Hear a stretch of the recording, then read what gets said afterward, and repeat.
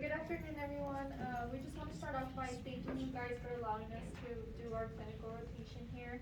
As Dr. Marinas mentioned, we'll be doing our presentation on infection control. So like we know, infections are easily spread and are adverse events that affect the safety of patients. 20% of infections are healthcare-associated infections, which are spread even easier and contribute to poor patient health outcomes and prolonged hospitalizations. Since nurses spend the most amount of time with patients providing around-the-clock care, it can be easy for other healthcare professionals to point fingers and place blame when infections are being spread across the hospital floor. We know that there are evidence-based practice guidelines in place, but it can sometimes be hard for nurses to strictly adhere to them because of either patient overload or just time management.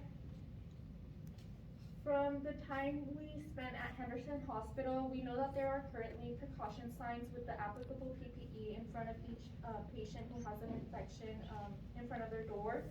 We also have noticed that there are team members of infection control walking around the halls, ensuring that nurses are doing their hand hygiene as they are walking in and out of patients' rooms.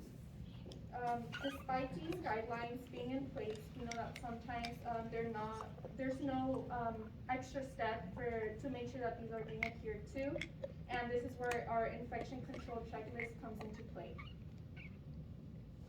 Alrighty, so here we have an overview of our literature reviews, and we will be going into more detail with each of these in the next couple of slides, but we have identified 4 specific reviews that support the use of a checklist and help prevent hospital-acquired infections. And this includes donning proper PPE, proper hand hygiene, precaution signs outside of patient rooms, and infection prevention checklists. Now, our first literature review, using PPE correctly and safely, determined that the main problem of wearing PPE is due to the inconsistent use of PPE, and it identifies detailed policies and protocols, a buddy system, a checklist, and feedback to help improve it. To help increase compliance. And the buddy system approach is actually a really good one and can be kind of paired with feedback because it promotes good PPE practice when you do it with somebody else, and feedback can be given to reduce infection. The article also supports the use of a checklist to ensure adherence and consistent use of PPE, and this can include a simple checklist for what PPE you're using for a specific patient at the start of your shift. All right, so for literature review number 2, the title is Hand Wash versus Hand Rub Practices for Preventing Nosocomial Infections in Hospital Intensive Care Units. So, all right off the bat, so we've all went to nursing school, right? Yes. Who remembers hand hygiene or like verbalizing hand hygiene, standard precautions, right? Yes. Of course, we say that because we have to engrave it into our heads, correct? So the thing about this article was I found it very interesting because it compared hand wash versus hand rub because, in my opinion, like, did we ever look into the differences between the two? And so this article talks about healthcare-acquired infections and how the process of care is affected by them and can affect the quality of care and the cost of it as well. So hand hygiene has been considered the most effective tool when it comes to healthcare-acquired infection control. So vigorous hand washing or the use of hand rub is very key before and after interaction with each and every patient. So the thing is, compliance is, however, suboptimal. That's what the article found.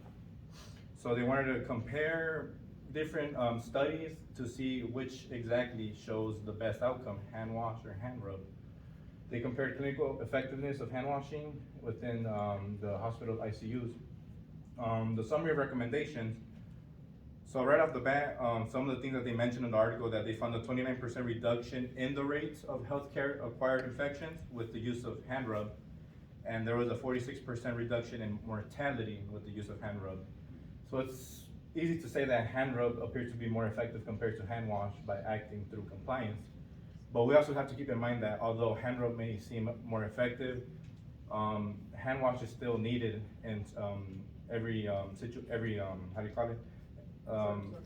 In different circumstances. Yeah. I mean, for example, like your hand are soiled, you're not just gonna use hand rub and then go to the next patient, right? Of course, you wanna use water, soap, and, you know, go all out. So, the strategy supports the use of hand rub strategy that might be used for positive clinical outcomes with healthcare providers and patients. But ideally, hand wash is still preferred in those occasions, right? So in regards to this, and within so we made a checklist, right? So there's a section in that checklist that mentions hand hygiene and what kind of practice are we doing, wash or rub? And then the reason for why, you know, depending on what precautions they are on, you know, we'll just state it right there in the bottom. And yeah. So literature review number 3, user-centered participatory design of visual cues for isolation precautions. Targeted healthcare workers in general. It basically aimed to implement a signage system that improved adherence from all healthcare professionals. So their research indicated that even though there can be signage systems in place, sometimes the people that are part of the the patient's team don't adhere to them because they can either be cognitive overloaded or the signs can be vague themselves. So they concluded that by making signs that are simple and clear to understand, professionals are more likely to adhere to them. At Henderson, we know that these signs are in place. They are very easy to read and follow. So with our checklist, we would basically remind nurses to make sure that the correct sign is in place and that they are making sure to look at it and follow the proper PPE according to the sign. So our final literature review, titled Checklist for Infection Control in the Emergency Department, was aimed towards healthcare workers and nurses alike, managers, healthcare workers, people involved in working in ERs that were smaller and may have less access to resources or management teams. The purpose of the literature review was to create and implement a infection control checklist that would ensure proper infection control measures could be carried out without too many errors. Some of the recommendations in this 60-item checklist and literature review included management systems for infection control, vaccination systems for infection control, responses to suspected infection control, and infection risk management symptoms. These were just a couple of the 60-item checklist recommendations. They're all still listed up there too. This literature review related back to our quality improvement design project because we implemented in our project a computerized checklist to put into Cerner, which we'll go into more detail in the next couple slides. So, summary of our recommendations, which is what we kind of found for Henderson Hospital and for our infection control quality improvement. A computerized checklist, which we'll go into detail on the next slide. Proper education and training for nurses and healthcare staff alike in order to use proper usage of PPE, proper usage of hand hygiene or hand rub versus hand washing, and also improved and using PPE signage outside of a patient's room. So this is our main focus of our quality improvement project. So our main quality improvement project measure is a computerized checklist implemented into Cerner that has 3 major areas. PPE, hand hygiene, and proper signage for PPE. This checklist will hopefully serve as a reminder and a reflection for nurses and healthcare workers taking care of the patients. And the biggest part of this, which we know sometimes in nursing, when nurses get busy, it's very hard to keep track of things like checklists. So one of the biggest things in here, we have a paper checklist, but our ideal design for this quality improvement project would be a computerized checklist that would be more intuitive to what the nurse was checking off. So for example, at the top, how we have what infection control precaution the patient is on. After that, ideally there would be a drop-down menu in Cerner where the proper PPE could be checked off, or the reason why you didn't wear PPE that day, or whatever the reason may be. And then again, hand hygiene, if it was someone who had C. diff, then you know the nurse should be performing hand washing, not just hand rub. So that would also be very intuitive for the checklist. which would be computerized, not paper. And this checklist would be implemented, as I said, into the handoff section in Cerner in order to verify that the ongoing nurse or the oncoming nurse as well as the offgoing nurse both acknowledge the checklist. All right, so in conclusion, we mentioned the usage of PPE, hand hygiene, proper signage. And we've incorporated those three things into a checklist that we found would promote better outcomes within the clinical setting. We can set up these measures to prevent healthcare acquired infections, but we must adhere to them.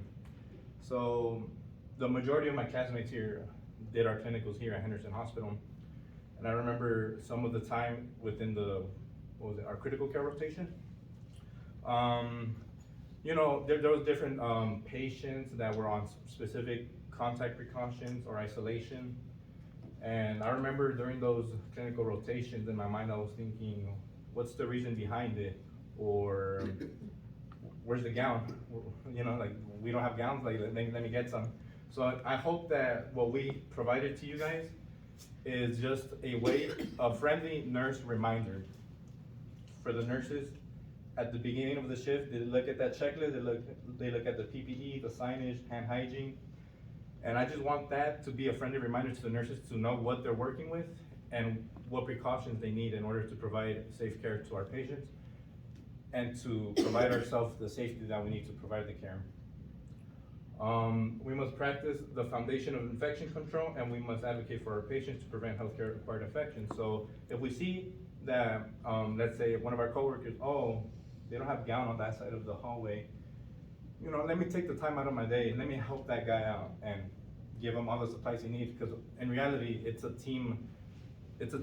We're a team on the floor, and we need to look out for each other. If someone's busy and you notice that small little thing, take the time and initiative to help that coworker out and give them all the supplies that they need in order for them to provide care in a safe manner for themselves and to their patients. And that is all. Any questions?